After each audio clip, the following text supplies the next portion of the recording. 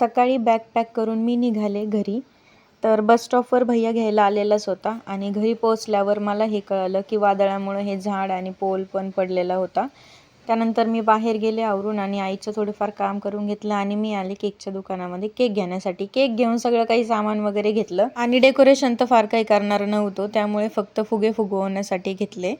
तर इथे साहेब आमचे पहिला फुगा फोडत दुसराही फुगा फोडला आणि अशा अथक प्रयत्नानंतर त्यांनी लास्टचा फुगा फुगवला आणि तो मला दाखवत होते. त्यानंतर थोडेफार फुगे वगैरे फुगवून घेतले, थोडीफार तयारी केली आणि मग इथे घेतला मी संध्याकाळचा चहा आणि त्यानंतर इथे याचं काय झालं होतं ह्यालाच माहिती. बड्डेचं सेलिब्रेशन झालं आणि त्यानंतर आम्ही गेलो बाहेर जेवणासाठी.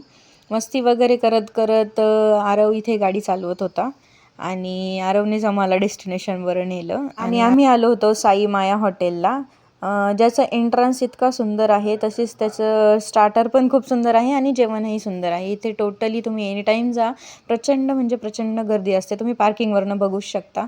जितका सुंदर एंट्रन्स तितकं सुंदर जेवण. स्टार्टरमध्ये आम्ही घेतलं मसाला पापड आणि व्हेज मंचुरियन, ते पण खूप टेस्टी होतं आणि त्यानंतर जेवण वगैरे केलं आणि असं होतं आजचा दिवस. Thank you so much for watching. Bye.